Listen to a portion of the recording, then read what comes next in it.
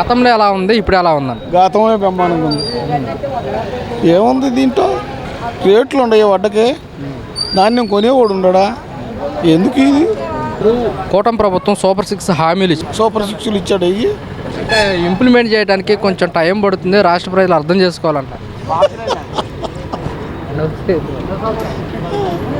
రాష్ట్ర ప్రభుత్వం అర్థం చేసుకోవాలి. మరి జగన్ ఎట్ట తెచ్చిచ్చాడు అంటే జగన్ అప్పులు తీసుకొచ్చి ఇంప్లిమెంట్ చేసాడు. అప్పులు చేయట్లేదా? ఎవడైనా అప్పు చేసేవాడేగా. ఇలా ఇంట్లో డబ్బు తెస్తున్నారా? మనకి మన దగ్గర డబ్బేగా మనకి ఇచ్చేది. మరి ఇప్పుడు ఇలా పథకాలు ఇంప్లిమెంట్ చేసేది గ్యాప్ అనేది వస్తుంది కదా, మరి వ్యతిరేకత ఏమైనా వచ్చే అవకాశం ఉంటుంది అంటారా? ఎందుకు రాదు? జనం అంతా ఖర్చు ఉండదు, ఇప్పుడు పేదలకు ఖర్చు ఉండదు. అంటే జగన్మోహన్ రెడ్డి రాష్ట్ర ఖజానా మొత్తం ఖాళీ చేశాడు, ఆర్థికంగా కొంచెం పుంజుకోగానే పథకాలు ఇస్తామంటున్నారు. ఈయన ఖాళీ చేయలేదా?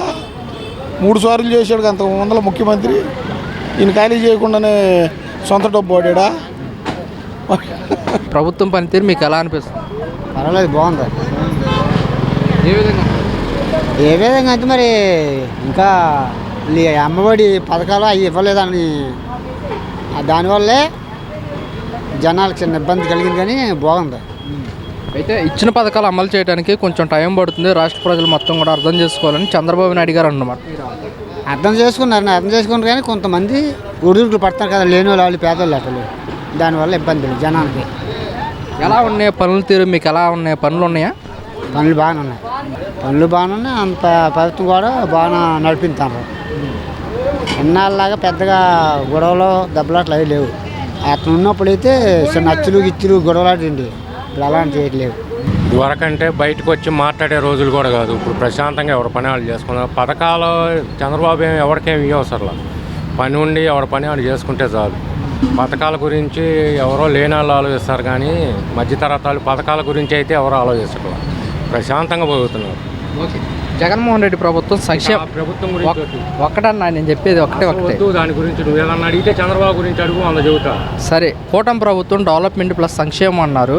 డెవలప్మెంట్ ఏ విధంగా ఉన్నారు? డెవలప్మెంట్ కమ్మగా రోడ్లు వేశారు. ఇప్పుడు మనం 10 సార్లు విజయవాడ వెళ్తే ఇప్పుడు 4 సార్లు కారు రిపేర్కి వెళ్ళేది, ఇప్పుడు 100 సార్లు వెళ్ళినా రిపేర్కి రాదు. చక్కగా రోడ్లు వేస్తున్నారు, అంత డెవలప్మెంట్గా ఉంది. ఇసుక ఊరకనే వేస్తుంది.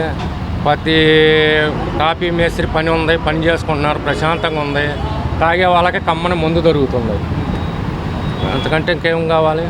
ఇప్పుడు సీఎం గారు అమరావతి పూర్తి చేస్తామంటున్నారు. అమరావతి కనుక పూర్తి అయితే యువతకు కానివ్వండి, ప్రజలకు కానివ్వండి, ఎలా ఉండబోతుంది? బాగుండిద్ది.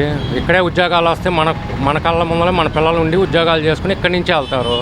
అదే ఎక్కడో బెంగళూరులో ఉంటున్నారో, అక్కడ చేస్తున్నారో లేదో, అక్కడ చాలా ఇబ్బందులు ఉన్నాయి. అదే ఇక్కడ మన ఇంటి దగ్గర నుంచి అయితే రోజు వెళ్తారో ఇక్కడే చేసుకుంటారు. 10 ఏళ్ళకి కాకపోతే 15 ఏళ్ళకైనా అయ్యిద్ది అమరావతి. ఇప్పుడు ఏది అవ్వదు కదా. ఇప్పుడు సేమ్ గవర్నమెంట్ ఉంటే ఈ పాటికి అయిపోయేది. చాలా ఇక్కడే చేసుకునేవాళ్ళు. గవర్నమెంట్ మారంగానే రాజధాని అదే ఇది అంటున్నారు. వైజాగ్ అన్నాడు, ఆయన ఒక రాయి కూడా పెట్టలేదు. ఇక్కడ చంద్రబాబు చేసి చూపిస్తున్నాడుగా. అంతకంటే ఇంకేం కావాలి మనకి? పనితీరు ఎలా? ప్రభుత్వం మరి ఆనాడు చంద్రబాబు నాయుడు గారు 53 రోజులు లోపల ఉన్నా కూడా మరి ఇవాళ ఆయన తీసుకొచ్చిన బయటికి పవన్ కళ్యాణ్ గారు మరి డిప్యూటీ సీఎంగా చేశారు ఆయన్ని. అది ప్రభుత్వం బాగానే ఉంది వ్యవహారం. అది పథకాల విషయానికి వస్తే పథకాలకి ఎదగాలని ఆలోచించమండి. ఆరోగ్యశ్రీ అని చెప్పి జగన్మోహన్ రెడ్డి పెట్టాడు, ఆయన కుదరదండి.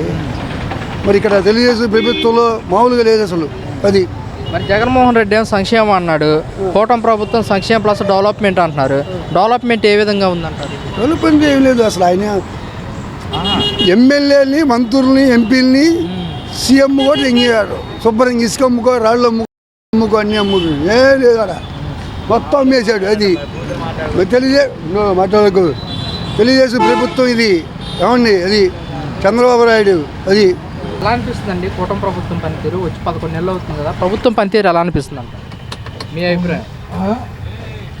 ఆ రోడ్లు వేసారు, ఆ డబ్బులు కూడా ఇస్తే ఆటో వాళ్ళకి, రైతులకి, అమ్మఒడి, తల్లికి వందనం ఇస్తే బాగుంటుంది.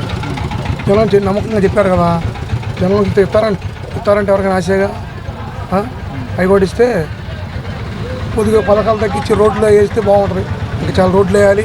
రోడ్లు వేస్తే మెయిన్ రోడ్లు వస్తే జనం చక్కగా వెళ్తారు, బళ్ళు బాగుంటాయి. ఇబ్బంది ఉండదు, డెవలప్మెంట్ అయింది. రోడ్లు నీళ్లు, రోడ్లు నీరు విద్యుత్తు చదువు ఇవే జనం కావాల్సింది.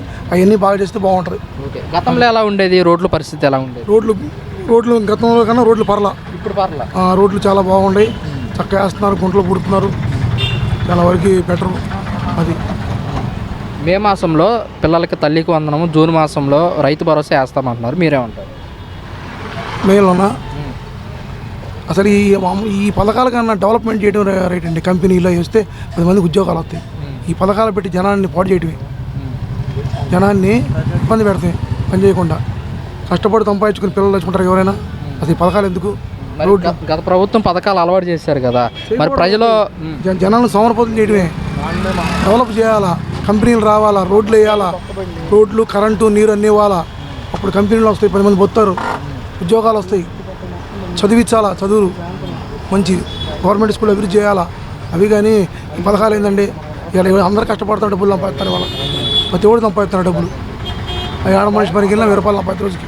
గవర్నమెంట్ వచ్చే పథకాలు తీసి పక్కన పెట్టండి, కార్యకర్త అనే వాడికి పనిచేసిన వాడికి న్యాయం అనేది లేదు.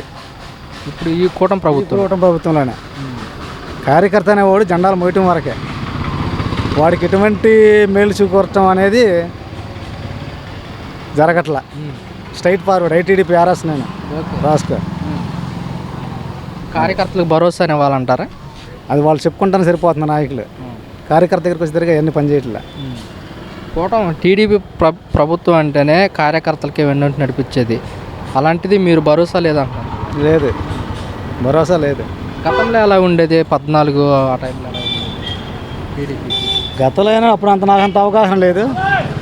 పెద్దవాళ్ళు చెబుతూ ఉంటారు టీడీపీలో అనేది కార్యకర్తలకి సరిగ్గా పట్టించుకోరు అని అనేవాళ్ళు. అయినా కానీ మేము టీడీపీలోనే కొనసాగుతున్నాను నేను ఇప్పుడు కూడా. కానీ ఇప్పుడు తెలిసింది మనకి, కార్యకర్త అనేది జెండా మోయటం వరకేను, ఏదన్నా మనకు అవసరం వస్తే మనకి ఉపయోగపడదు అని. ప్రభుత్వం వచ్చింది కదా, ప్రభుత్వం పనితీరు మీకు ఎలా అంటే? పనులు మాత్రం లేవండి. అది ఇంకా మనకి ఏం చేసినా ఏమున్నా ఉపయోగం ఏమనిపించలే. గతంలో ఎలా ఉండేది అంటారు? అంతకన్నా దరిద్రం ఉంది. అంతకుముందు పని చేసేవాడి కంటే అసలు ఇలువ ఉండేది కాదు. ఇప్పుడు అప్పులు ఎత్తున్నా కానీ అప్పులు కట్టలేని పరిస్థితి, ఎందుకంటే పనులు లేవు. బాగా ఇబ్బందిగానే ఉంది. చేతి పని వాడికి పని అంటూ లేదు. మరి పథకాల విషయానికి వస్తే ఏమంటారన్న? పథకాలు ఏం రాలా, మరి ఎవరికి ఏమన్నా ఇచ్చాడేమో, మాకైతే ఏం రాలేదు, ఏం వదలలేదు. వాళ్ళు అవి ఇచ్చాం అంటున్నారు కానీ మరి ఏమి ఇచ్చారనేది, ఎవరికి ఇచ్చారనేది మాకైతే తెలియదు. గ్యాస్ బండ రెండోసారి కూడా ఇంప్లిమెంట్ చేస్తున్నాము, రెండో బండ కూడా వదులుతున్నాం అనుకుంటున్నాం. ఒక్కసారి ఇచ్చారు అంతే. మీకు అమౌంట్ పట్టాయా, తీసుకున్నారా బండ? పడ్డాయి ఒక్కసారి. మరి ఇప్పుడు చెప్పిన పథకాలు ఇంప్లిమెంట్ చేయాలంటే రాష్ట్ర ఖజానా చూస్తే ఖాళీగా ఉంది, ఇంప్లిమెంట్ చేయడానికి కొంచెం టైం పడుతుందని సీఎం గారు అంటున్నమాట, మీరేమంటారు? దానికి మనం ఏమీ చెప్పలేమండి. వాళ్ళ ప్రాబ్లాలు వాళ్ళకున్నాయి. ఫస్ట్ రాగానే చేతి పని చేసుకునే వాళ్ళకి, భవన నిర్మాణ కార్మికులకి పని కల్పిస్తారు.